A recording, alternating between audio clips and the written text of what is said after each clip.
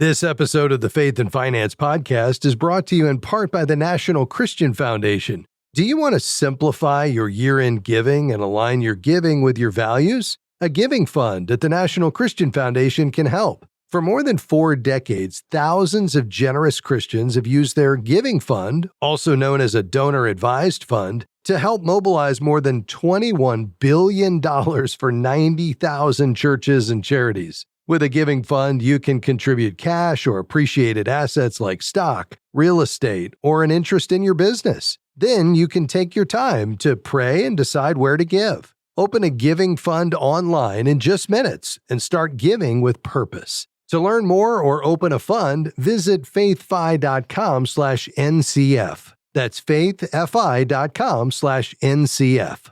Now on to the podcast.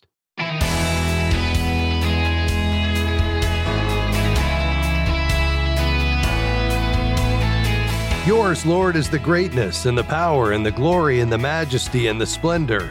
For everything in heaven and earth is yours. 1 Chronicles 29:11. Hi, I'm Rob West. If God owns it all, what does that mean for the way we manage money? Brian Holtz is here to unpack the 5 pillars of financial discipleship, principles that, when embraced by families, bring freedom and joy to their finances. And then we'll take your calls at 800-525-7000. That's 800-525-7000. This is Faith and Finance, biblical wisdom for your financial decisions.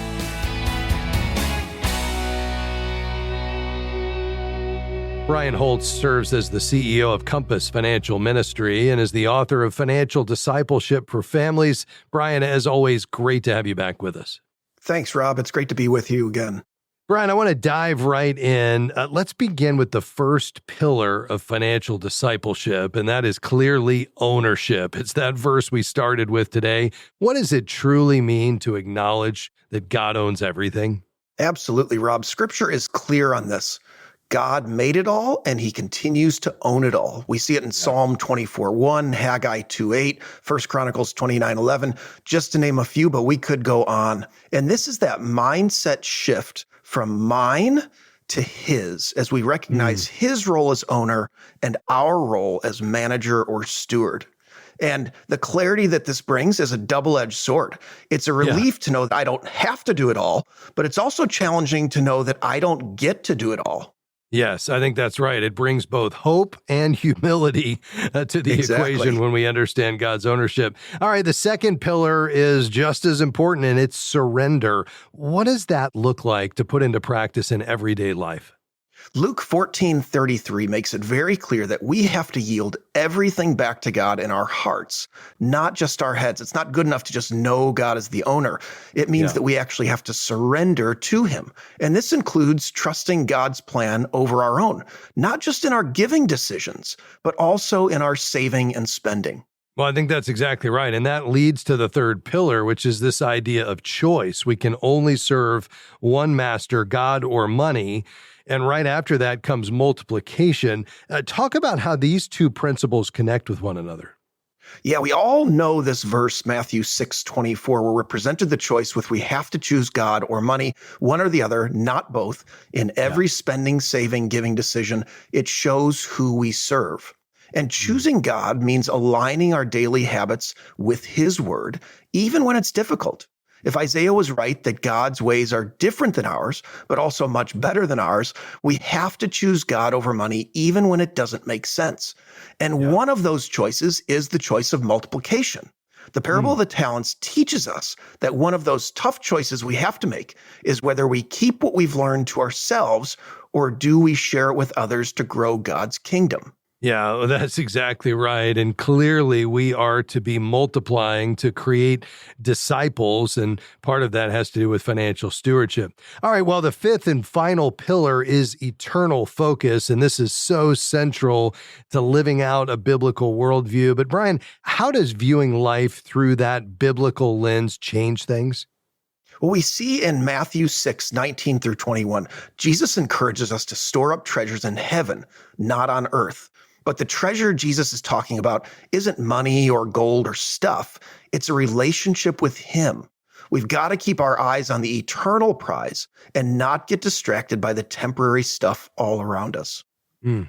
Brian, as you've taught and written extensively on this idea of financial discipleship, what's at the core of this that's different than just, financial freedom or financial peace of mind? I mean, financial discipleship is a different idea. How is it different? Yeah, it's easy to misunderstand financial stewardship as only the responsible accumulation and consumption of resources. But financial discipleship is really about helping others learn, apply, and multiply everything for God's glory rather than for our own. How can Compass Financial Ministry help people become financial disciples, Brian? We help people learn, apply, and multiply what the Bible truly says about money in their communities so that we can be free from the love of money and serve God more fully.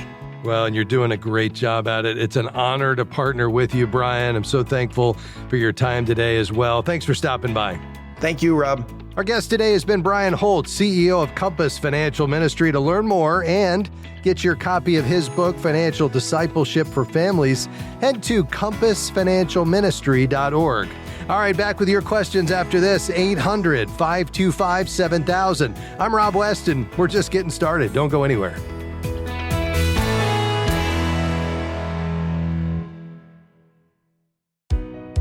As the leading advocate for the Christian financial industry, Kingdom Advisors serves the public by promoting the integration of a biblical worldview across every aspect of the financial services industry. And we serve a growing network of thousands of Christian financial professionals, equipping and empowering them to carry biblical financial wisdom to their clients, peers, and community. For more information, visit kingdomadvisors.com.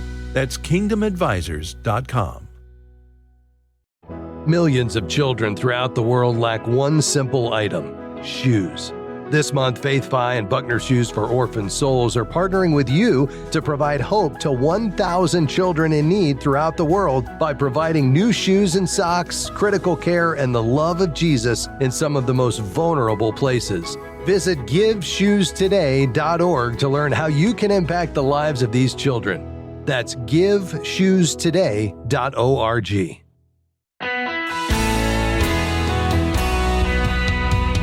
Great to have you with us today on Faith and Finance. I'm Rob West. Looking forward to taking your calls and questions today. We've got lines open. The number to call is 800-525-7000. Again, that's 800-525-7000. You can call with your questions at any point, but right now is a great time because we do have some lines open and we're ready for you today. Again, that number, 800-525-7000. We're going to begin today in Illinois. CJ, go ahead. Hi, Rob. I appreciate your program.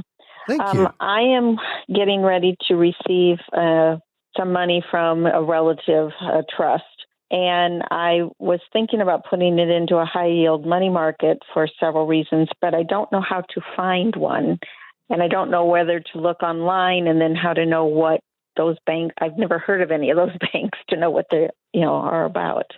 Yes. Well, the first question is, you're saying money market, and that's certainly an option.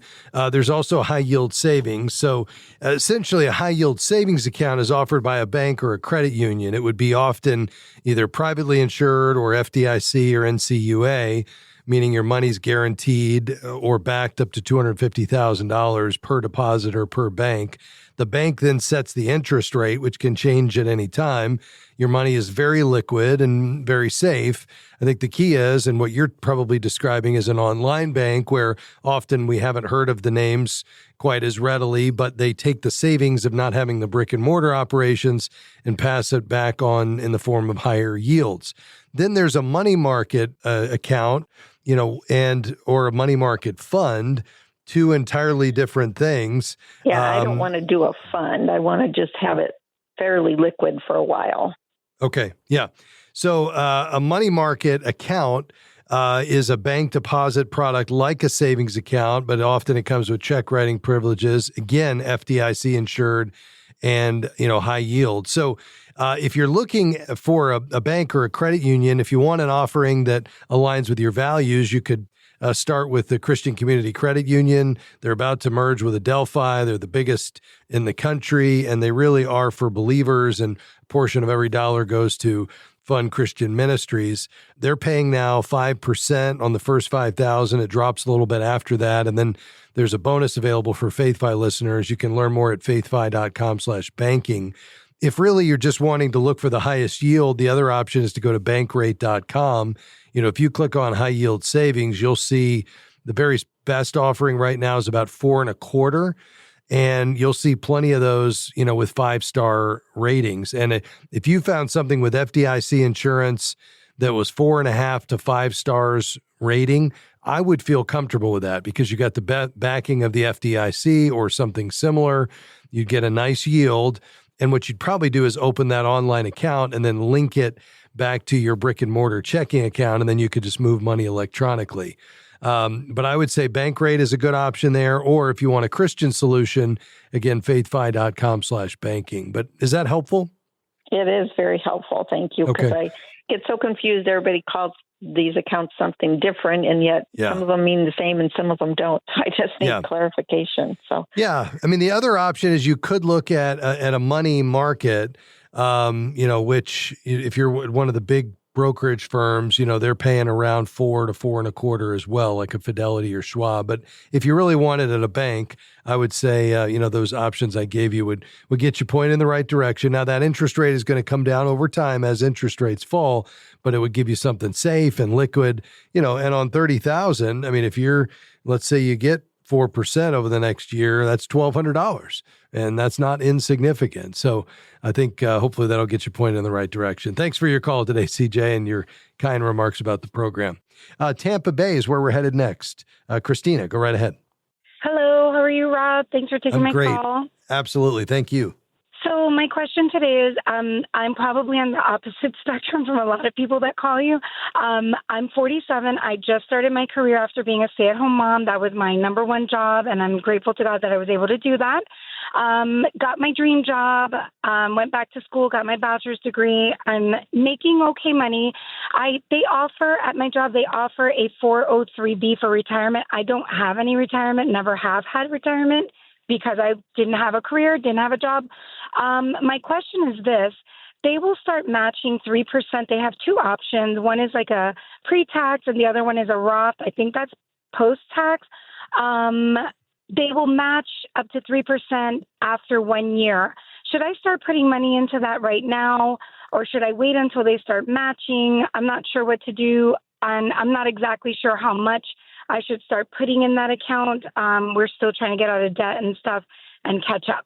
Okay. Yeah, very good. Well, first of all, you did have a job and an amazing one at that. So I'm delighted to hear that. But now that you're transitioning to this next chapter and you've got a different type of work that you're excited about, I'm thrilled for you in that as well. And yeah, this is a great opportunity for you to start putting some money away.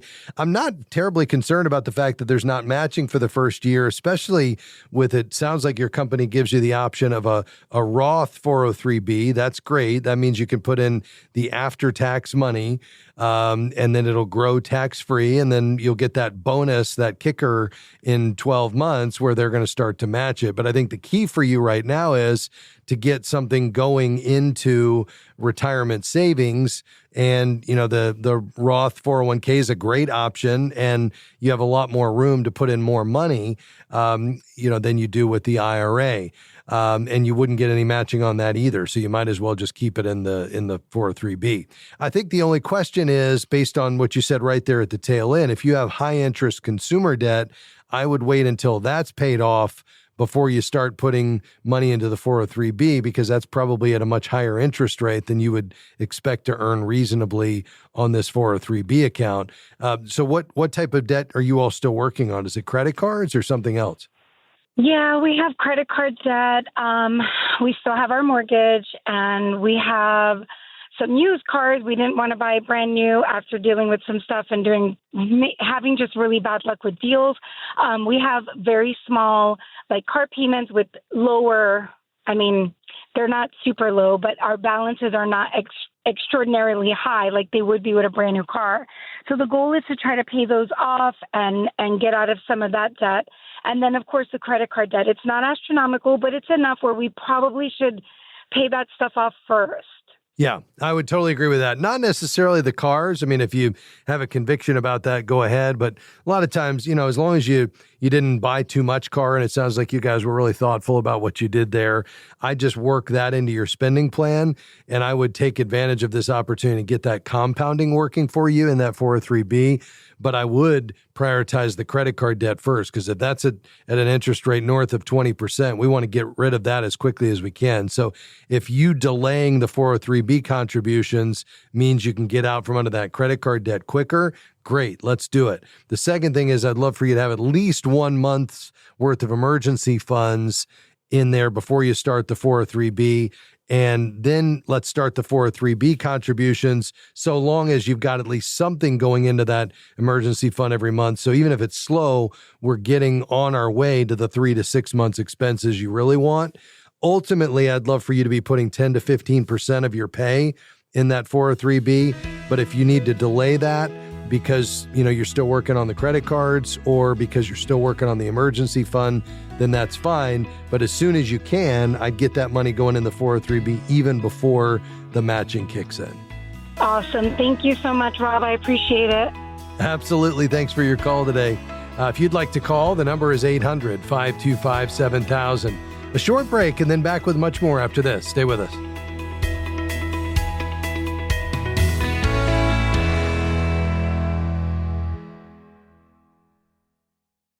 Imagine having biblical financial wisdom delivered to your inbox every week, helping you integrate your faith and financial decisions for the glory of God. At faithfi.com, you can join a community of over 70,000 people who are already receiving our weekly wisdom email, filled with articles, videos, podcasts, and exclusive offers on resources that will deepen your understanding of biblical stewardship. Start your journey today by creating your FaithFi account at faithfi.com. Just click Sign Up. Wondering who Faith and Finance recommends as a banking partner that aligns with Christian values? It's Christian Community Credit Union.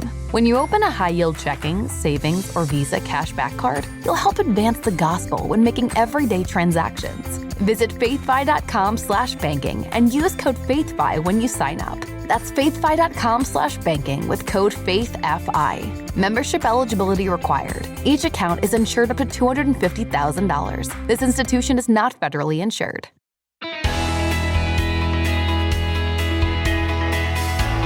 Great to have you with us today on Faith and Finance.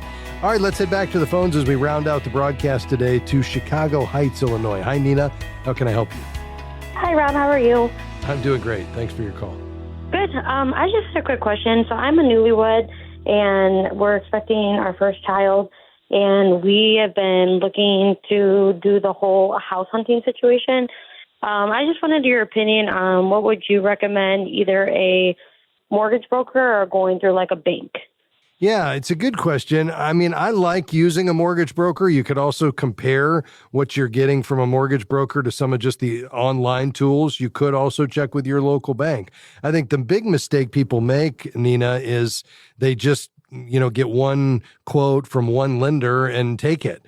And with this being the largest transaction that you and I will ever have, and that's the same for just about everybody, we should shop around and make sure we're getting the very best rates and terms. You're probably going to want to look for a conventional loan. They require a good credit score and a stable income and a down payment somewhere between 3 and 20%. And I like for you to be at the 20% area. There's a flexibility in terms, and as long as you have at least 20% down, you could avoid that private mortgage insurance, which, that's going to be a requirement if you get an FHA loan. And that's going to be about 1% of the mortgage value annually, and it doesn't do anything for you. It's all for the lender. So if you can avoid that by having that 20% down on a conventional loan, that's going to be your best option.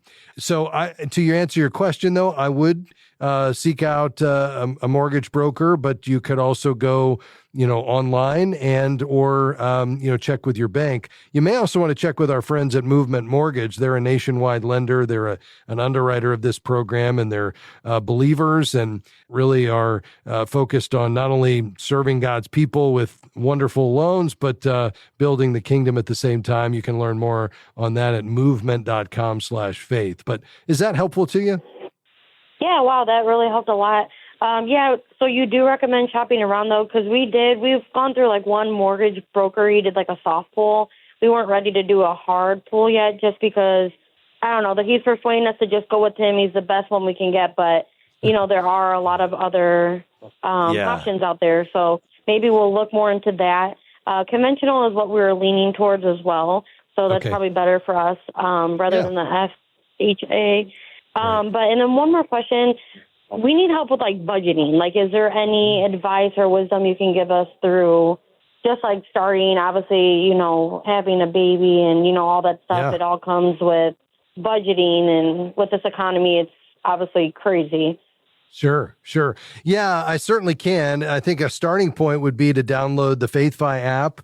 We just came out with the brand new FaithFi 4.0, and it's amazing. You'd be able to set up your budget in there, be able to connect all of your checking and savings accounts, your credit card accounts securely using the third-party aggregator Plaid, which is the biggest in the world.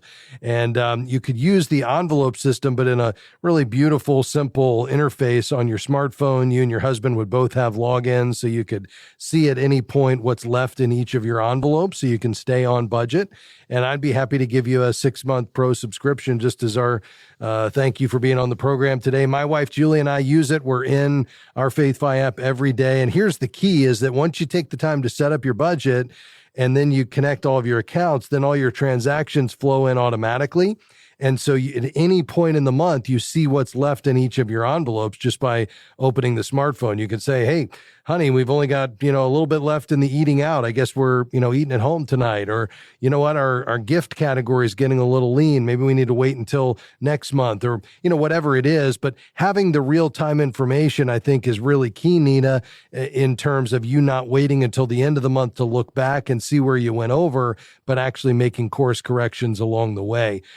You can find it in your app store if you just go to either Google Play or Apple and search for FaithFi. And if you hang on the line, we'll get your information and get you that 6-month pro subscription, okay? That's huge. Thank you so much. I really appreciate you. You're welcome. I also want to send you one other thing because you guys are newlyweds and you're just trying to figure out how to manage money God's way. I'd love to send you Howard Dayton's book. It's called Money and Marriage God's Way, and it'll be our gift to you. So here's what we're going to do. We're going to give you a 6-month in the FaithFi app, and we're going to send you that book, Money and Marriage God's Way from Howard Dayton. And you guys just seek the Lord and lean into this area of having really good, open, and honest communication and invite God into your financial life through prayer. And let's see what he does. I can't wait to hear the rest of the story. Call back anytime. Thanks for being on the program today. All right, let's move right along. By the way, we have some lines open at 800-525-7000. You can call right now. Let's go to Chicago. Hi, Mike. Go ahead. Hello, how are you? I really enjoy the program. Very helpful.